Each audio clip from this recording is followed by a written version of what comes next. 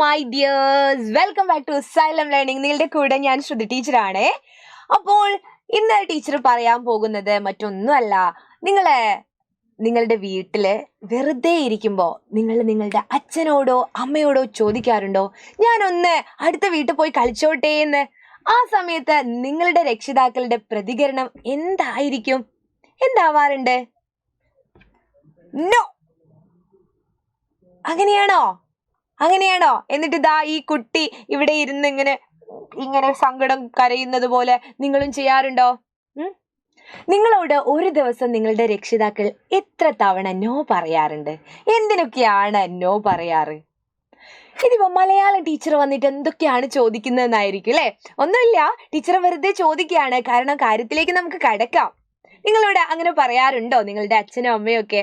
അപ്പോൾ ഞാൻ ഇന്ന് പറയുന്നത് നമുക്കൊന്ന് നോക്കാം അല്ലെ. ഞാനും ഒരു രക്ഷിതാവാണേ. അപ്പൊ എന്റെ മോള് എന്തെങ്കിലും ഒരു കാര്യം ചോദിക്കുന്ന സമയത്ത് ഞാൻ നോ എന്ന് പറഞ്ഞു കഴിഞ്ഞാൽ അവൾ അത് ചെയ്യാനുള്ള ഒരു ശ്രമത്തിലായിരിക്കും അല്ലെ. നിങ്ങൾ ഓരോരുത്തരും അങ്ങനെ തന്നെയാണ്. നമ്മളോട് ഒരാള് നോ പറയുമ്പോൾ അത് ചെയ്യാനുള്ള ഒരു വെമ്പൽ നമുക്ക് ഉണ്ടാവും അല്ലെ.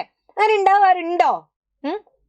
അപ്പോ ഇത് ടീച്ചർ അതൊന്നല്ല പറയുന്നത്. നിങ്ങൾ അനുസരണയില്ലാത്ത കുട്ടികളാണ്, അല്ലെങ്കിൽ നിങ്ങളുടെ രക്ഷിതാക്കൾ നിങ്ങളോട് എപ്പോഴും നോ മാത്രമേ പറയാറുള്ളൂ എന്നൊന്നല്ല ടീച്ചർ പറയുന്നത്. നമ്മുടെ രക്ഷിതാക്കൾക്ക് എന്താണ്? പേടിയാണ് അല്ലേ. ചുറ്റുമുള്ള കാര്യങ്ങളൊക്കെ കേട്ടും കണ്ടും അറിഞ്ഞും ആ ഒരു പേടി ആ രക്ഷിതാക്കൾക്ക് ഉണ്ടാവും. സ്വാഭാവികമാണ്, കാരണം നിങ്ങളെക്കാട്ടും ഒരുപാട് ജീവിതം കണ്ട ആളുകളാണ് നമ്മുടെ രക്ഷിതാക്കൾ എന്ന് പറയുന്നത്. അല്ലേടാ? അല്ലേ? ആണ്. അതുകൊണ്ടാണ് അവർ ചില കാര്യങ്ങൾക്ക് നോ പറയുന്നത്. നമുക്ക് നോ പറയുമ്പോൾ ഏറ്റവും വിഷമം തോന്നാറ് എന്താണ്? ഫ്രണ്ട്സിന്റെ ഒപ്പം പോയിക്കോട്ടെ, ഫ്രണ്ട്സിന്റെ വീട്ടിൽ പോയിക്കോട്ടെ, ഫ്രണ്ട്സിനോടൊത്ത് കളിച്ചോട്ടെ എന്നൊക്കെ പറയുമ്പോൾ ഇവർ നോ പറയുമ്പോഴാണ് നമുക്ക് ദേഷ്യം വരാറ്. സത്യല്ലേ? സത്യാണ് അല്ലേ? പക്ഷേ നമ്മള് എപ്പോഴും കളിച്ചോട്ടെ എന്ന് ചോദിച്ചാല് അവർക്കും അത് ബുദ്ധിമുട്ടായിരിക്കും, രക്ഷിതാക്കൾക്ക് ബുദ്ധിമുട്ടായിരിക്കും. പഠിക്കേണ്ട സമയത്തൊക്കെ നമ്മൾ പഠിക്കണം അല്ലേ? പക്ഷെ കളിക്കേണ്ട സമയത്ത് നമ്മളെ കളിക്കുകയും വേണം. നിങ്ങളുടെ കൂട്ടത്തിലുള്ളവര് അല്ലെങ്കിൽ എന്നെ കണ്ടുകൊണ്ടിരിക്കുന്നവരില് ഭൂരിഭാഗം പേരും എന്തിനു വേണ്ടിയിട്ടായിരിക്കും വീട്ടിൽ വഴക്കുണ്ടാകുന്നത്? കളിക്കാൻ പോട്ടെ എന്ന് ചോദിച്ചാൽ വേണ്ട എന്ന് പറയുന്നതിന് തന്നെയായിരിക്കും അല്ലേ. നമുക്കൊരു പാഠം പഠിക്കാനുണ്ട്. നമ്മുടെ പാഠത്തിന്റെ പേരെന്ന് പറയുന്നത് മഴവില്ല് വരയ്ക്കുന്നവർ അല്ലേ. മഴവില്ല് വരയ്ക്കുന്നവർ. ഈ മഴവില്ലിന്റെ നിറം എന്താണ്? 7 വർണ്ണത്തിലാണ് അല്ലേ. അതിലെല്ലാ വർണ്ണങ്ങളും അടങ്ങിയിട്ടുണ്ട് അല്ലേ. അപ്പൊ ആ മഴവില്ല് കാണാൻ ഒരു പ്രത്യേക ഭംഗിയാണ് അല്ലേ. ആ ഭംഗി ഉണ്ടാകുന്ന സമയത്ത് നിങ്ങൾക്കൊരു സന്തോഷം, മഴവില്ല് കാണുന്ന സമയത്ത് നിങ്ങൾക്കൊരു സന്തോഷം ഉണ്ടാവാറില്ലേ? ഉണ്ടാവാറുണ്ട് അല്ലേ. അതൊരു നാടോടി കഥയാണ്. ഈ കഥയിൽ എന്താ പറയുന്നതെന്നറിയോ? ഈ കഥയില് നമുക്ക് നാടോടി കഥകൾ നിങ്ങൾ ബാലരമ, ബാലഭൂമി, യുറേക്ക തുടങ്ങിയ പല പ്രസിദ്ധീകരണങ്ങളിലും അല്ലേ, പൂമ്പാറ്റ മുൻപുണ്ടായിരുന്ന നമ്മൾ വായിച്ചുകൊണ്ടിരുന്ന പല പ്രസിദ്ധീകരണങ്ങളിലും നാടോടി കഥകൾ എന്ന് പറഞ്ഞു വരാറുള്ള, അങ്ങനെയായിരുന്നു ടീച്ചറൊക്കെ നാടോടി കഥകൾ വായിക്കാറ്. എന്താ ഈ നാടോടി കഥകള്? ആരും എഴുതി വെച്ചതായിരിക്കില്ല അതല്ലേ. നമ്മളിപ്പോ ചില കഥകളൊക്കെ കാണുമ്പോൾ താഴെ കെ ശ്രീകുമാർ അല്ലെങ്കിൽ CP പള്ളിപ്പുറം അങ്ങനെ ഒരുപാട് എഴുത്തുകാരുടെ പേരുകൾ നമ്മൾ കാണും. ഒരു കഥ വായിച്ച് അതിന്റെ താഴെ നോക്കിയാൽ അല്ലേ പ്രസിദ്ധീകരണങ്ങളിലൊക്കെ വരുന്ന, അല്ലെങ്കിൽ ഒരു പുസ്തകമായിക്കോട്ടെ വരാറുണ്ട്. പക്ഷെ ഈ നാടോടി കഥകൾ ആരെഴുതിയതാണ് എന്ന് നമുക്കറിയില്ല. അപ്പൊ അത്തരം കഥകളെയാണ് നമ്മൾ നാടോടി കഥകൾ എന്ന് പറയാറുള്ളത്. അങ്ങനെയുള്ള ഒരു നാടോടി കഥ നമുക്ക് പഠിക്കാനുണ്ട് നിറഭേദങ്ങൾ എന്ന് പറയുന്ന യൂണിറ്റില്, മഴവില്ല് വരയ്ക്കുന്നവർ. അപ്പൊ നാടോടി കഥകൾ എന്താണെന്ന് നിങ്ങൾക്കറിയാമോ? എന്താണ്? വാമൊഴിയായി തലമുറകളായി പകർന്ന് നമുക്ക് കിട്ടിയ കഥകളാണ് നാടോടി കഥകൾ. എന്താ ഈ വാമൊഴി എന്ന് പറഞ്ഞാല്? ഒന്നുമില്ലടാ, എഴുതി വെക്കാത്തവ, ഒരു തലമുറയിൽ നിന്നും മറ്റൊരു തലമുറയിലേക്ക് പകർന്നു കിട്ടുന്നവ. ഇപ്പൊ ഞാൻ എൻ്റെ മകൾക്ക് പറഞ്ഞു കൊടുക്കുന്നു, അവൾ അവളുടെ കുട്ടിക്ക് പറഞ്ഞു കൊടുക്കുന്നു, അല്ലെങ്കിൽ എൻ്റെ മുത്തശ്ശി അമ്മയ്ക്ക് പറഞ്ഞു കൊടുത്തത് അമ്മയിൽ നിന്നും എനിക്ക് കിട്ടി, ഞാൻ എൻ്റെ മകൾക്ക് പറഞ്ഞു കൊടുക്കുന്നു, അല്ലെങ്കിൽ അച്ഛന്മാർ അങ്ങനെ അല്ലേ. തലമുറയിൽ നിന്ന് തലമുറയിലേക്ക് പറഞ്ഞു പറഞ്ഞ് കൈമാറി വന്ന കഥകളാണ് നാടോടി കഥകൾ. ഈ നാടോടി കഥകൾക്ക് ഒരു പ്രത്യേകത ഉണ്ട്. അതിൽ എന്തെങ്കിലും ഒരു മെസ്സേജ് ഒളിഞ്ഞിരിക്കുന്നുണ്ടാവും, ഒരു ഗുണപാഠം ഉണ്ടാവും. നമുക്ക് പഠിക്കാൻ പോകുന്ന കഥയിലും ഒരു ഗുണപാഠ കഥയുണ്ട്. ഇതാ ഈ ചിത്രത്തിൽ നിങ്ങൾ നോക്കൂ, ഈ കുട്ടികളെല്ലാം ഇവിടെ ഇങ്ങനെ കയറി നിൽക്കുകയാണ് അല്ലെ.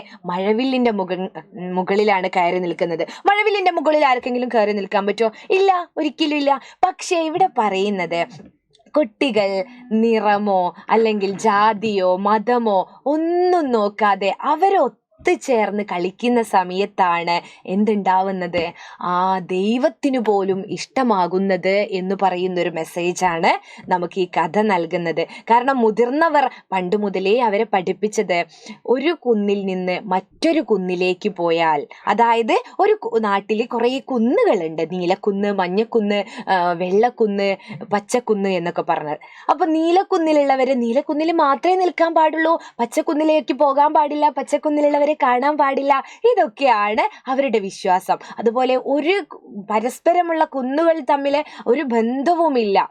അപ്പോൾ ഇതിലൊരു കുട്ടി, അച്ഛനും കുട്ടിയും നടക്കാൻ പോകുന്ന സമയത്ത് അവർക്ക് വഴി തെറ്റി ഒരു മഞ്ഞക്കുന്നിന്റെ അടുത്തെത്തി. അപ്പൊ വഴി തെറ്റിയല്ല, ഒരുപാട് ദൂരം നടന്നപ്പോൾ ഒരു മഞ്ഞക്കുന്നിന്റെ അടുത്തെത്തുന്നു. അവരൊരു ഉരുണ്ട് വരുന്ന ബോൾ പിടിക്കാൻ വരുന്ന ഒരു മഞ്ഞക്കുട്ടിയെ കാണുന്നു. അപ്പോ കുട്ടി എന്താ ചെയ്യുന്നത്? നമ്മുടെ മറ്റൊരു കുന്നിൽ നിന്ന് വന്ന നീലക്കുന്നിൽ നിന്ന് വന്ന കുട്ടി കണ്ണടയ്ക്കുകയാണ്. അച്ഛൻ പറയും, കണ്ണടയ്ക്കൂ, ഇല്ലെങ്കിൽ കാഴ്ച ശക്തി നഷ്ടപ്പെടും, മറ്റുള്ള കുന്നിലുള്ളവരെ കാണരുത് എന്ന്. അപ്പൊ ഈ കുഞ്ഞെന്താ ചെയ്യുന്നേ? കണ്ണടയ്ക്കുമ്പോഴും ഇങ്ങനെ ഇങ്ങനെ ചെയ്തിട്ട് അത് കാണാണ്, ആ കാഴ്ച കാണാണ്. എന്നിട്ട് ആ കുട്ടിക്കൊന്നും സംഭവിച്ചില്ല. അതാണ് നമ്മുടെ കഥ. എന്നിട്ട് പിന്നെ എല്ലാ കുട്ടികളും ഒന്നാവുന്നതാണ്, എല്ലാ കുന്നിലുള്ളവരും. അപ്പൊ ദൈവത്തിന് പോലും ഇത് കാണുമ്പോൾ സന്തോഷം വരികയും അത് സ്നേഹത്തിന്റെ പ്രതീകമായിട്ട്, സന്തോഷത്തിന്റെ പ്രതീകമായിട്ട് ഒരു മഴവില്ലിങ്ങനെ വിടർത്തി കാണിക്കുകയും ചെയ്യുന്നതാണ് കഥ. അതാണ് ഈ നാടോടി കഥ കേട്ടോ. നിങ്ങൾ ഈ കഥകളൊക്കെ എവിടെയാണ്, ഏത് പ്രസിദ്ധീകരണത്തിൽ നിന്ന് കിട്ടിയാൽ ആ കഥകൾ വായിക്കണം കേട്ടോ. അത് കാണുമ്പോൾ നമ്മൾ വിചാരിക്കും ഇതൊക്കെ ഉള്ളതാ.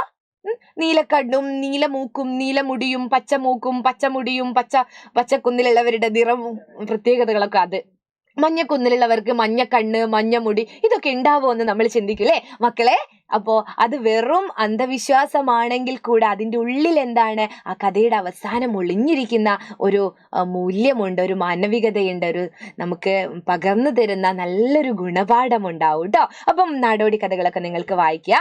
നമുക്ക് പഠിക്കാനുള്ള മഴവില്ല് വരയ്ക്കുന്നവർ എന്ന് പറയുന്ന കഥയും അതിമനോഹരമാണ്. അപ്പോൾ ഇതിൻ്റെ മുഴുവൻ ഭാഗങ്ങളും നമുക്ക് അടിപൊളിയായിട്ട് പഠിക്കണം വരുന്ന ലൈവുകളിലൊക്കെ. അപ്പോൾ ടീച്ചർ എന്ത് ചെയ്യുന്നുണ്ട്?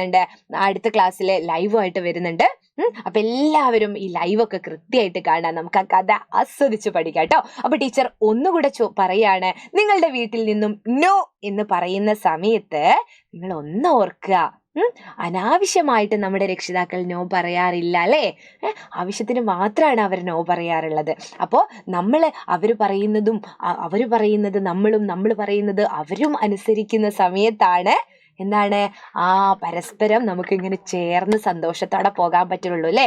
ഈ സ്നേഹം എന്ന് പറയുന്നതും ബഹുമാനം എന്ന് പറയുന്നതും ഒരു വൺ വേ ട്രാഫിക് അല്ല. നമ്മുടെ രക്ഷിതാക്കൾക്ക് അങ്ങോട്ട് കൊടുക്കുന്നു, നമ്മൾ എന്ത് ചെയ്യുന്നു? രക്ഷിതാക്കൾക്ക് അങ്ങോട്ട് കൊടുത്താലാണ് അവർ നമുക്കും ബഹുമാനം തരുള്ളൂ അല്ലേ? സ്നേഹം തരുള്ളൂ, പരിഗണന തരുള്ളൂ. അപ്പൊ അവരങ്ങോട്ടും ഇങ്ങോട്ടുമുള്ള ഒരു കൊടുക്കൽ വാങ്ങലാണ് രക്ഷിതാക്കൾക്ക് മാത്രമല്ല എല്ലാവർക്കും. അപ്പൊ ടീച്ചർ അത് ഓർമ്മിപ്പിക്കുകയാണ്, നമുക്ക് നല്ല കഥ പഠിക്കണം. അപ്പൊ അടുത്ത ക്ലാസ്സുകളിൽ കാണാം. അതുവരേക്കും ബൈ.